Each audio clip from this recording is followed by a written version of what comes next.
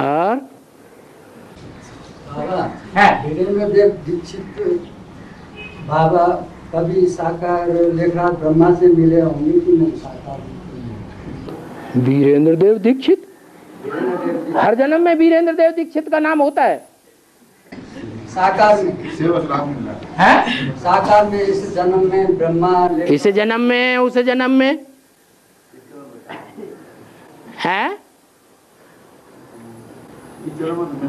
इस जन्म में राम वाली आत्मा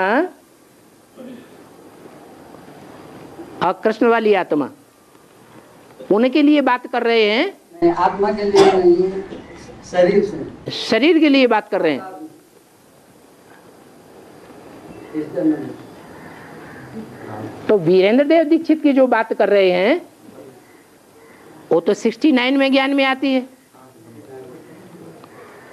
और 69 के अंत में ज्ञान में आती है या आदि में आती है। और ब्रह्मा बाबा ने कब शरीर छोड़ा? आदि में से 18 जनवरी को शरीर छोड़ा 69 में। तो मिलना संभव है। इस हिसाब से तो मिलना संभव है। है? हाँ। और बाबा ये तो इतिहास बताता है। ये वीरेंद्र देव दीक्षित की बात है, क्या राम और कृष्ण की बात नहीं है क्या? राम और कृष्ण की बात है। आप अभी देहधारी की बात कर रहे हैं, कभी आत्मा की बात करते हैं। नहीं, देहधारी में सोच रहे हैं, साकार में सोच रहे हैं। हाँ, तो देहधारी तो वीरेंद्र देव दीक्षित देहधारी है ना। हाँ हाँ, आपके सामने वीरेंद्र देव दीक्षित बैठा है या राम वाली आत्मा बैठी है? तो उस समय देखा जो ब्रह्मा अंतिम में आप वीरेंद्र देव दीक्षित मिले हैं कि नहीं साकार में? यही कुछ ये तो आपको पता है, किसी ज्योतिषी ने आपको बताया होगा। अगर नहीं बताया है तो साबित करके बताओ। इसलिए बाबा से पूछा, ज्योतिष ने नहीं बताया। बाबा ने तो बोला है सुनी सुनाई बातों से भारतवासियों ने दुर्गति पाई है। आपने किसी से सुन लिया है कि वीरेंद्र देव दीक्षित की आत्मा राम वाली आत्मा है, तो आप बोलने लग पड़े। आप साबित करके दिखाओ तो हम मानेंगे नहीं, हम तो मानने वाले नहीं। इसी में कंफ्यूज है, इसलिए बाबा से पूछा ना। कंफ्यूजन है, इसीलिए तो कह रहे हैं जब कंफ्यूजन है तो कंफ्यूजन वाली बात क्यों बोलना चाहिए? जो कंफ्यूजन वाली बात है वो भरी सभा में नहीं बोलना चाहिए। कंफ्यूजन सबको पैदा कर देंगे या सिर्फ एक को ही रहेगा? है वो वाइब्रेशन कंफ्यूजन के सबको फैलेंगे या अकेले में रहेंगे? प्रश्न तो मन में दिल में रखना नहीं चाहिए। बोला जो भी है कुछ का बोला है। हाँ, तो उसका जवाब दे दिया। जवाब ये दे दिया कि राम वाली आत्मा वीरेंद्र देव दीक्षित है, ये तो हम नहीं कह सकते, हमें तो पता नहीं। आपके कान में या तो कोई ज्योतिषी ने बोल दिया है या आपको साक्षात्कार हुआ है या आपने सपने में देखा है। सच्चाई क्या है? सच्चाई तो यह है कि नहीं मिला होगा साकार है। साकार में नहीं मिला होगा, वो तो स्पष्ट है। अब तो मालूम हो गया साकार में नहीं मिला है उस हिसाब से। अच्छा अच्छा अच्छा, वीरेंद्र देव दीक्षित की तो बात है कि वो दादा लेखराज से नहीं मिला, नहीं गिरेगा। बात क्लियर हो? हाँ,